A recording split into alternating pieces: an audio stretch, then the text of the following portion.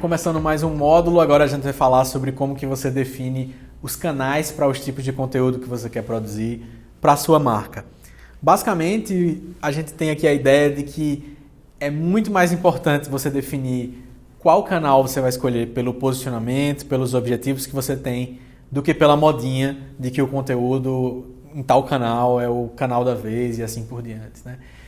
Isso é muito comum de acontecer com as marcas e tem o divisor de águas. É a marca que vai para determinado canal porque está na moda e faz só o que está todo mundo fazendo e não dá muito resultado. E a marca que vai desbravar novos canais porque faz parte da cultura da marca, o conteúdo, a inovação, e estar em novos canais também transmite isso para o seu público. Isso não é para toda marca. Você não precisa ser a marca que transmite inovação para seu público o tempo todo, né? Você precisa ser uma marca que está onde o seu público está, que está alinhado com o seu posicionamento. Então eu coloquei aqui na tela esse quadrante que ajuda a gente a decidir quais os canais a partir dos objetivos que você tem para a sua marca com esse conteúdo. Então, se você tem objetivos específicos de vendas, objetivos específicos de branding, você tem que procurar quais os canais que estão mais alinhados com isso. Não quer dizer necessariamente que certos canais só servem para certos objetivos, né? A gente sabe que muitas vezes o canal ele pode servir para diferentes objetivos porque ele tem múltiplas características. Em alguns casos até certos canais, certas mídias sociais nasceram com um propósito e acabaram se tornando outra coisa. O caso do Instagram, por exemplo, ele nasceu para ser uma rede de pessoas compartilhando fotos pessoais, mas as marcas foram para lá porque tinha muita gente lá e aos poucos ele começou a entregar novos formatos, novos recursos para as marcas trabalharem, que hoje já tem ali o próprio perfil de marca para você poder receber resultados, até fazer vendas, conseguir ligações, conseguir que as pessoas mandem e-mail para você e assim por diante. Então vamos lá dar uma olhada então a partir dos objetivos do que é que você pode trabalhar. Se você está trabalhando especificamente o objetivo de vendas através de conteúdo para mídias sociais, é interessante de cara, eu quero trazer isso aqui como algo que você deve gastar bastante tempo, que é o Google Meu Negócio. É uma ferramenta que me parece que o Google está colocando muita força nela, porque ele trabalha todo o potencial da quantidade de usuários de Android no mundo, em que ele coloca as notificações push do celular para que você faça reviews dos lugares onde você vai. E aí você me diz, mas isso não tem nada a ver com conteúdo, tem só a ver com as informações básicas que eu coloco ali sobre a minha localização, o meu horário de funcionamento e assim por diante. Não veja só dessa forma. O Google Meu Negócio hoje já permite que você coloque alguns conteúdos que são interessantes para você trabalhar. Pouca gente sabe, por exemplo, que você pode adicionar posts no Google Meu Negócio e isso faz com que quando uma pessoa procure, por exemplo, pela localização da tua loja, se você ativou a sua página do Google Meu Negócio direitinho, ela aparece ali do lado direito da tela nos resultados do Google e se você adicionar o post, aparece o post ali do lado. Então isso é muito interessante para promoções que estão ativas, é muito interessante para você avisar que a loja não vai estar aberta e coisas desse tipo. Então vale a pena sim. Não é o tipo de conteúdo que você vai ter um engajamento tão alto quanto Facebook e Instagram, mas está bastante ligado a se eu coloco uma promoção que vai aparecer nos resultados aqui da minha página do Google Meu Negócio, ou seja, quando a pessoa faz a busca exata pela minha marca, é bastante provável que a pessoa seja impactada por isso e é bem interessante. Eu tenho trabalhado com alguns clientes que usam esse recurso e os relatórios do Google que chegam esporadicamente em relação a esse recurso que ele oferece são bem interessantes. Eles estão evoluindo bastante justamente por causa dessa conexão do geolocal, né? Quando você passa pelo estabelecimento, chega uma notificação push para te dizer o que é que você achou desse local, né? E aí você deixa o review e eles incentivam que as pessoas se tornem guias locais, né? Então quem dá mais reviews para os lugares recebe ali seus pontinhos, seu capital social dentro da plataforma, tanto do Google Meu Negócio como do Google Maps e assim por diante. Então, vale a pena você ficar atento a isso. Trabalhar também o Instagram nesse sentido é interessante para quem vai trabalhar vendas. E aí eu sigo com um exemplo de lojas, de restaurantes, de lanchonetes, hotéis, né? Tudo isso, esses segmentos são espaços interessantes para utilizar páginas no Instagram, perfis no Instagram para as pessoas acompanharem. Por quê? O Instagram, ele recentemente passou por esse incentivo muito grande também das pessoas enviarem uma mensagem inbox umas entre as outras e, obviamente, as marcas também podem usar esses recursos. Então, é comum eu receber o feedback de clientes dizendo assim, não perco meu tempo com o Facebook, Instagram é o que dá resultado para mim, e eu pergunto por quê, e a pessoa diz basicamente isso. Porque quando as pessoas veem um produto que elas gostam, elas vão diretamente no inbox para me perguntar quanto custa, como eu faço para comprar e assim por diante. Então, é interessante você perceber como que o Instagram e essa ligação que ele pode ter, inclusive, diretamente com o WhatsApp, faz com que você tenha como uma ponte direta para venda direta mesmo. Assim. A pessoa se interessou pelo seu produto, foi falar com você, contratou o teu serviço e assim por diante. Perdi a conta já da quantidade de vezes que eu contratei almoço do dia, mandando mensagem de 10 às 11 para que o almoço seja entregue, e essa mensagem foi enviada pelo WhatsApp, e aí a pessoa disse, o cardápio do dia é esse, custa tanto, a entrega é tanto, confirmado, e aí o produto chegou na minha casa 1 hora depois, e assim por diante. Então, são canais que você pode, de fato, produzir conteúdo, mandar via lista de transmissão, mandar um inbox específico para um cliente que você sabe que é fiel, para não parecer spam e assim por diante. Uma dica que eu acho que é bem interessante para Instagram, que vale a pena para você pensar, a estratégia de vendas, é uma dica que eu vi do Gary Vaynerchuk, que é um cara que é muito conhecido aí nos Estados Unidos em relação às mídias sociais. Ele tem um livro que no Brasil foi chamado de Knockout, que é um livro sobre mídias sociais, e ele diz assim, se você tem um negócio local, um food truck, um restaurante, procura no Instagram as pessoas que fizeram check-in no seu local ou em lugares muito próximos ao seu local recentemente. E aí, se você encontra influenciadores nesses check-ins, né, as pessoas que marcaram fotos diretamente naquele local, vai lá falar com elas, oferece algo de graça para elas, convida elas para virem no local.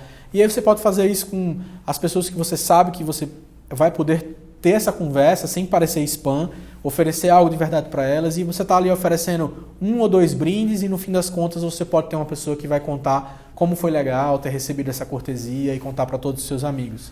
A gente vai falar mais para frente um pouco sobre essa ideia dos micro-influenciadores nessas situações.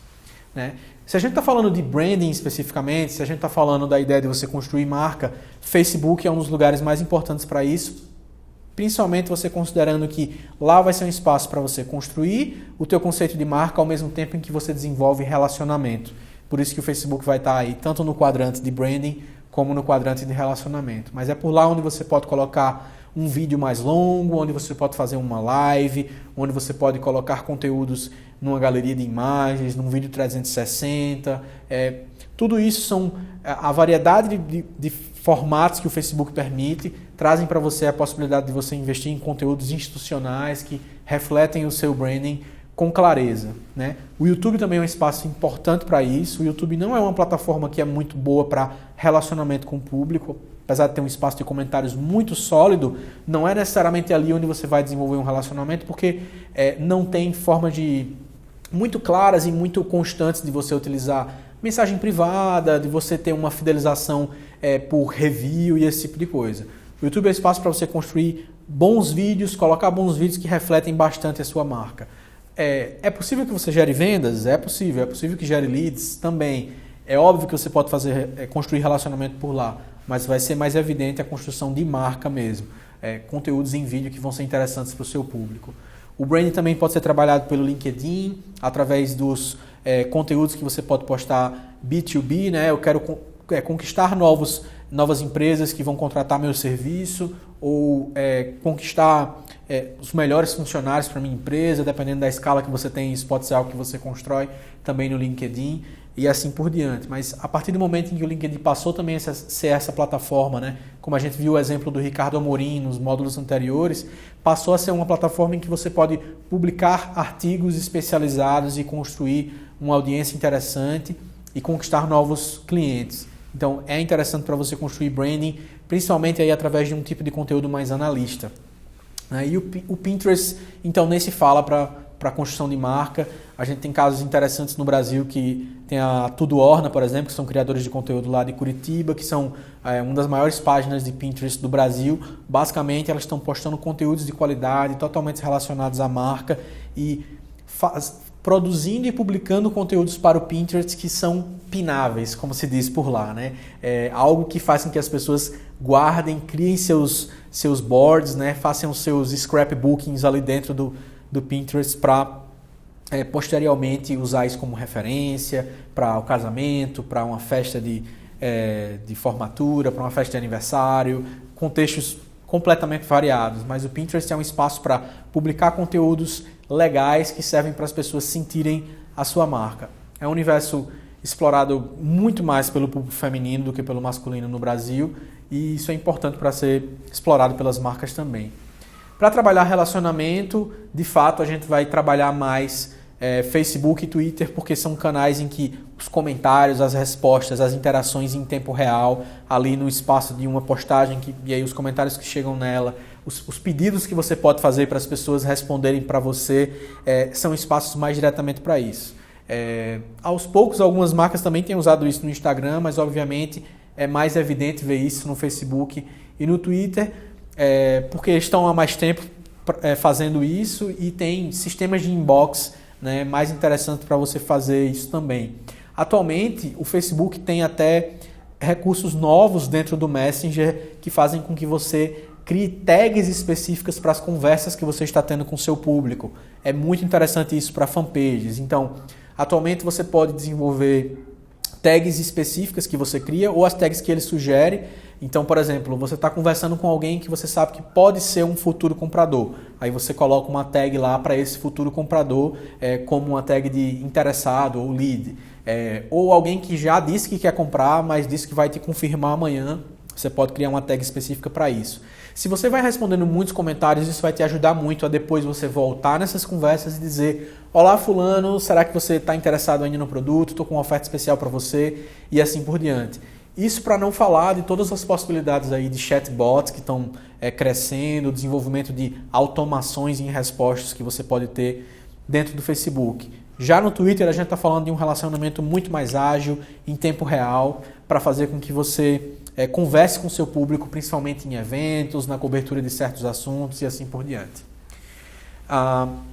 Quando a gente fala especificamente de leads, a gente está falando principalmente de blogs, se a gente está mais ligado à ideia do inbound marketing principalmente.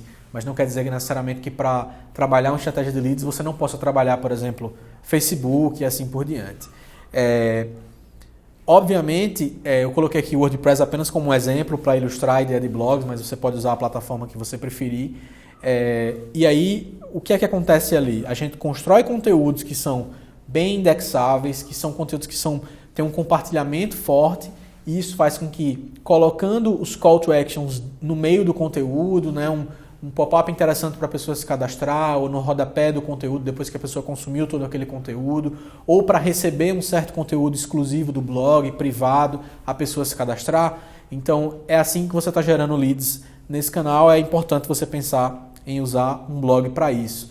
Mas como eu falei, o Instagram e o LinkedIn também podem aparecer nisso aí, justamente porque através deles tem esses mecanismos que eles estão oferecendo que têm sido muito usados para as pessoas se relacionarem com as marcas e assim você tem uma série de leads. Qual a desvantagem desse processo? É que ao contrário das ferramentas, aí, plugins para o WordPress que você faz integrações com MailChimp, né, uma plataforma de mailing, no Instagram e no LinkedIn você vai ter um processo muito menos automatizado, em que você vai fazer os processos muito manualmente, mas com certeza você consegue gerar novas oportunidades de negócio também através dessas plataformas. Eu vejo o Instagram hoje como um espaço muito forte para gerar oportunidades de negócio, mas para um segmento específico, principalmente para moda, principalmente para gastronomia, né, hotelaria, são segmentos que são fortes nesse sentido das pessoas pedirem uma reserva, pedirem uma cotação, as pessoas realmente querem saber muito isso. Virou até um pouco piada, né, a história de que quando você pergunta o preço de um determinado produto nos comentários do Instagram, alguém que não tem muita prática na área só responde por inbox, ou então fala comigo no WhatsApp. Esse tipo de resposta é algo que a gente vê que precisa de um passo além, tanto da plataforma como das pessoas que estão utilizando a plataforma para fazer vendas e assim por diante. A partir disso aqui, a gente vai vendo então como que você pode definir qual conteúdo para a sua marca. E a coisa mais importante que eu tenho para dizer para você é essa. O que você tem que fazer é testar.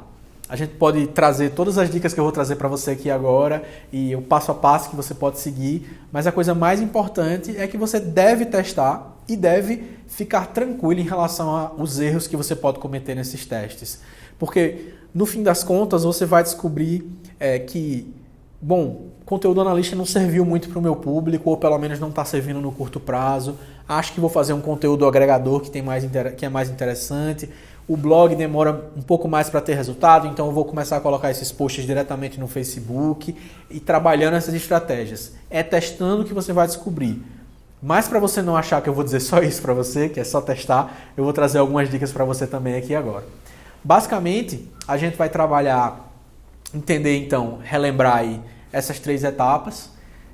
A etapa do posicionamento, em que eu entendo qual diferenciação eu devo ter a partir dos concorrentes, se vai ser simbólica, se vai ser funcional, experiencial. Eu vejo então quais as características do meu público que eu quero trabalhar, quais os problemas que o meu conteúdo pode resolver desse público, ou quais os benefícios que ele pode trazer para o meu público e quais os objetivos que eu tenho para esse conteúdo, para essa comunicação que eu tenho que fazer. Definido isso, a gente vai partir para um segundo momento em que você define as estratégias, né? Qual a estratégia de conteúdo mais efetiva para se diferenciar no mercado e para conversar com o seu público, e aí mais diretamente qual o tipo de conteúdo que eu vou utilizar para conversar com esse meu público, né? E a partir dessa estratégia, do tipo de conteúdo, dos objetivos que você tem, como a gente viu, alinhado com os objetivos, eu defino o canal. Quando você olha para esse mapa, basicamente você preenchendo essas etapas, né? Como eu falei para você, coloca na mesa os papéis, os post-its, você consegue desenvolver bem um conteúdo, o mapinha do conteúdo que você vai fazer. Eu quero deixar aqui para vocês um recurso extra para você utilizar na aula. A partir desse curso você pode dar novos passos, e você está interessado numa ferramenta que pode te ajudar a fazer esse mapeamento com mais praticidade, numa tela só, com muita clareza. A gente desenvolveu o Canvas de conteúdo, que é uma ferramenta baseada no Business Model Canvas. Então, a partir daquela metodologia que as startups usam para fazer o planejamento mais inicial do seu negócio, a gente fez uma formatação específica para um Canvas de conteúdo.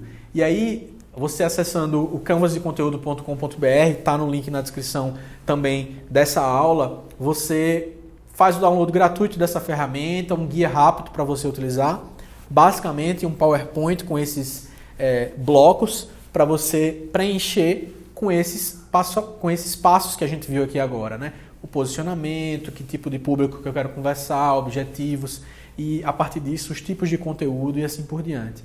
O que a gente vai ver no próximo módulo é justamente o que você deve pensar, quais as otimizações que você deve fazer para que o seu conteúdo, esse tipo de conteúdo que você está produzindo, seja efetivo para além da criatividade que esse conteúdo deve ter. Porque a gente vai ver que não é só a criatividade que é suficiente para isso, mas também as preparações técnicas que você deve fazer relacionadas à plataforma e o tipo de conteúdo que você está entregando.